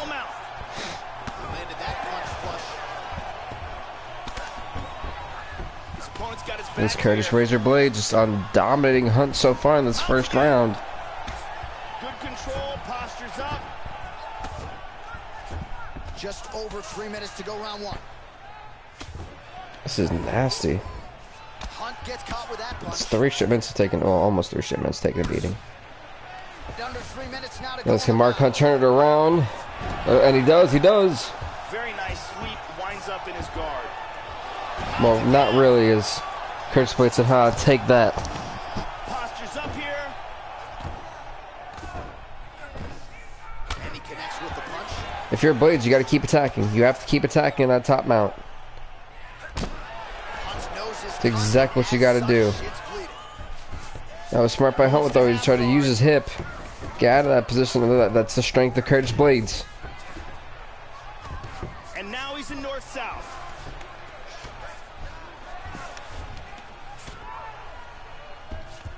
Let's move back into side control once more. I think he's kind of trying to confuse Mark Hunt, trying to make sure, Hunt doesn't know what he's going to do next. So I'm saying, wait a minute, north-south choke. Or north-south choke from Curtis Blades. Mark Hunt. It looks like he's got the north-south choke locked in nice and tight. Mark Hunt could be tapping out or going to sleep. Can Curtis Blades apply the north-south choke and get the decisive victory? As Mark Hunt taps out, that means we've had 12 submission victories on both cards so far combined. Wow. Curtis Razor Blades submission victory right here tonight. To leave the judges out of this one here tonight. He was focused on getting the win and getting it by submission. And you saw him in hot pursuit of it much earlier in the round, but he didn't want to rush it. Yeah, I said for the winner, they were going to boost up in the rankings, but for the loser, they're only going to drop 1. I mean, hey, Curtis Blades gets to go 4-1, and meanwhile, Mark Hunt's still 8-4. Man's still killing it.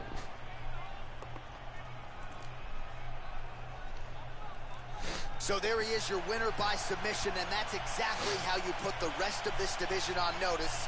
Looks like this guy could be a factor moving forward. Curtis Blades really did just put this whole division on notice there.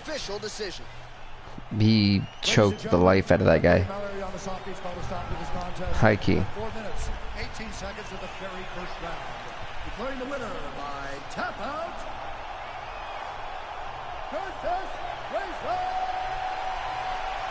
So, congrats to Curtis Razor Blades on getting a huge submission victory right here tonight against Mark Hunt.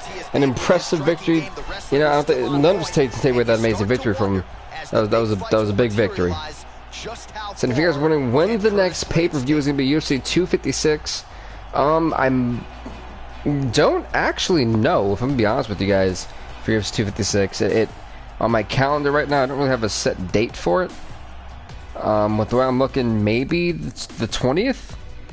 That because this 2-1, we get another fight night in there, and then we get two more fight nights, one next week. One on Friday, then one next week, and then maybe one on the 14th. I'm not really sure, but definitely we've got 3 fight nights in store. The one on Friday, and then 2 more after that before having the pay-per-view. Coming up next, a UFC flyweight division matchup. And next up, folks, in this flyweight division, it's gonna get really, really good. The number 5 ranked fighter Anthony Pettis, who's 4-4 in the flyweight division, is going to take on the number 3 ranked fighter Alex King, who's 4-2. Doesn't get any bigger than this, folks. Trying to establish that jab once again. We're in that like little stalemate spot. And there's a nice jab. Oh, he got him. Pettis needs to keep capitalizing. Tag the head. Tag the head. Hard hook. What is up, the Dean? Welcome. Well, he leaned right into that hook shot, Joe, and that is... Whoa, wow, that spinning roundhouse kick. Bad. Right, these fighters trying to put on a whole type of show. How about that shank? A nasty kick again.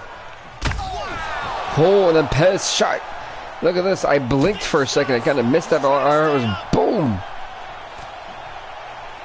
Locked him with that right hand. Both guys landing with conviction now. Yeah, both these guys are just going to war. At least on the stand-up. Under 3 minutes now to go in what has been a very fast-paced opening round here. It's like we've hit a little bit of a stance, though. These guys can like recuperate after the damage they just imposed on each other. We still in? Let's say we're still in like a. With the left hand.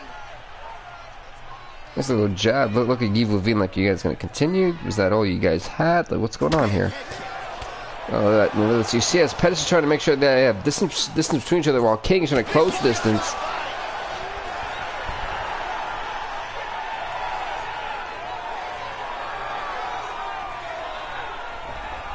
He tagged him with that right hand.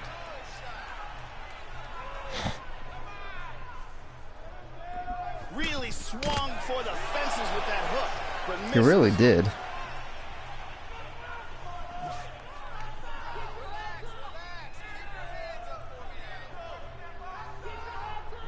Just missed with a huge kick. God, and the other Pettis rocked again. That's when King's done. Oh. Dangerously close to being stopped. Hard straight punch. Oh. He's gonna knock the hell out of each other. We'll see if he can get the takedown. Beautiful body shot there. So this, folks, both cards, the prelims and the main card here so far, have had 6 submissions each, which means 12 submissions so far tonight in an 18-card fight. That's basically 2/3 of the fights have been submission victories. It's nuts to me. Certainly found the target. The horn sounds for the end of round 1. Here goes the invisible referee again. Second round here. That last round For round number 2. If they continue like that in this round, someone's getting knocked out.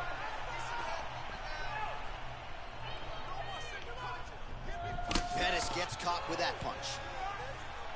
Pettis did get kind of brocked right there. Again, we're kind of like a little bit of a stalemate with the flyweights. Joe, but as yet he has been unable to string together any solid combinations, and that has served to keep his opponent in this fight. Oh, King has hit 100% of his body strikes so far. Oh, look at that kick to the head. That's King, though. what was that, like a handstand type of kick or something? Hey, that was okay. I see you. I see you. Oh, straight right. Wow! Very wobbly. He's trying to Again, King, and once again wobbly. I'm not sure how much he's gonna take. His face is bruising up. Just over 3 minutes to go. King got rocked again. He's not gonna be able to take a lot more. These guys are not protecting each other's face. And someone's gonna find that right opening. Have enough. And the question beckons, Joe, how many more Can this guy's jaw take? before he gets knocked down or potentially knocked out? Wow. Landed that left hook. Pettis gets caught by that straight punch there. The right hook to the body. Got him again. That's where Pettis needs to finally actually capitalize.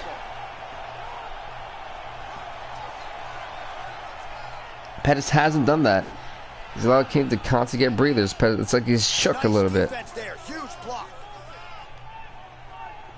So a much different approach from him here in round 2. Took him a while to find the range, get in his striking rhythm. He has found it here, and as a result, has really picked up the pace in round 2. Oh, strong hook to the head there by Pettis. Oh, he got clipped there. Again, once again, King rocked. Oh, he might be out. I'm not sure how much King's jaw is going to take before he just Very nice. collapses. Now goes in and secures the takedown. Nice little takedown there. 30 seconds to go in the round. Okay, let's tell you that's so far has been the highlight for King, is that That takedown. punch will work right through the guard. Pettis' lower jaw looking extremely swollen now. Final seconds here of round number 2. As we go to round number 3 of this flyweight fight. Round number 2. Has been extremely energetic, surprisingly, from the flyweights. I don't really see that from him. All right, 5 minutes to decide this one. Look for him to go on the attack early in this round to try to pick up where he left off in the last round. His opponent was dazed and in big trouble when that round ended. Oh, a huge block there.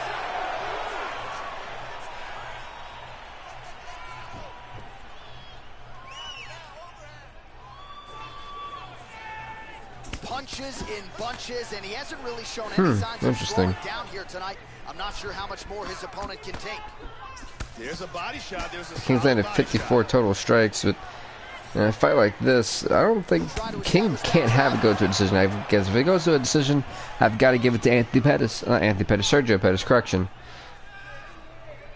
good body kick. Offensive fight, nice job to block the shot there. Throws a big right hand, but doesn't find its home.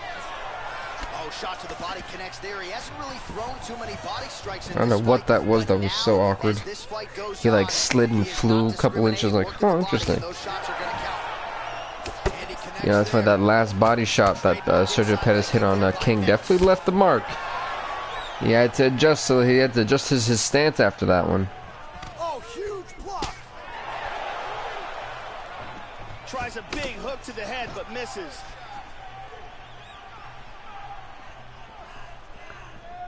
Just misses there with the left.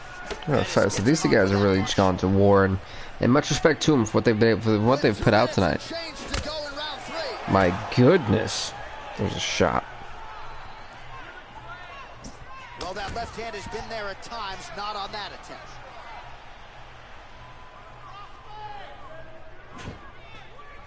Oh, Pettis was like, nope. It's gonna be a little bit of a stalemate here. Both guys should be a little bit more urgent with a minute and 30 seconds left. Look at this single leg takedown to Pettis. Caught him with a punch.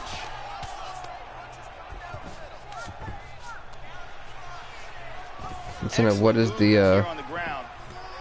Now he touches him with the left. what is the strategy for King? What was the whole point? That wasted time for King. How about that chin? Wasted way too much time for King. I guess King's plan is to wait because he thinks he's done enough. I mean, he hasn't done enough. That one hurt. Pettis' lower jaw now, Joe, starting to show some signs of swelling. My goodness, he's to capitalize on that. He could have won the fight. Wow, he may regret that one. Let's see what the judges say. I still think that Sergio Pettis won this fight. I think it's a unanimous decision. All three judges score this contest 9-28. Declared the winner by What? Alex King gets the victory, and I said, you know, that's why you never want to leave it to the judge's decision. And Anthony Pettis, the number 5 ranked fight, may just drop a little bit in this division. Now going 4-5. I'm shocked. I mean, Alex King goes 5-2, thanks to that decision victory, but I think they called that wrong, in my opinion. You know, not to knock the judges, but I don't see how they got that. And it's been official. There's been more decisions than there have been knockouts tonight. So if you're a submission fan, man, are you being treated to a hell of a treat tonight. Anyway, the main events of UFC Fight Night 1 it is a women's bantamweight showdown between is in the undisputed women's bantamweight division. The number 3 ranked fighter, Kat Zingano, at 6-3 record, will take on the number 4 ranked fighter, Holly Holm, who's 8-5. Here we go. Touch gloves. They don't touch gloves. We're gonna be off here. The main event, the women's undisputed bantamweight division. Late in 2015, she's dealt with some adversity recently in the UFC. We'll see if she can get another finish tonight. She checked that leg kick, Joe.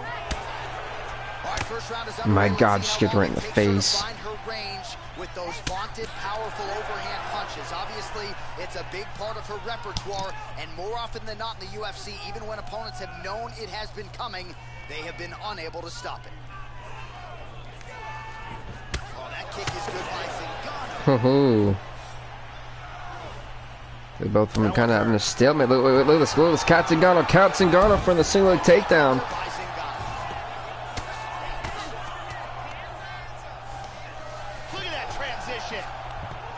Wait, look at this, Kat Zingano trying to put Holly Holm in an armbar. Hey, this is how it's going to end. Holly Holm in an armbar. That arm looks locked up tight. It's very close. Will Holly Holm try to be able to survive? Let's see an armbar submission victory. Is this really it for Holly Holm? The arm is no longer there. And Holly Holm taps out. Holly Holm taps out in the first one to the alpha Kat Zingano, who's definitely going to be pushed up in the rankings. Actually, maybe not. That's the one thing. Maybe not. I mean, that's going to be interesting. But Holly Holm loses and goes 8-6. Meanwhile, alpha Kat Zingano wins this fight, and he's now 7-3. Now, folks, we really only have one more thing left after Bruce Buffer. Now, let's go to the purses. Who's got the extra stuff? Referee Herb Dean's called a stop to this contest at 2 minutes, 11 seconds of the very first round. Declaring the winner by tap out. That was quick.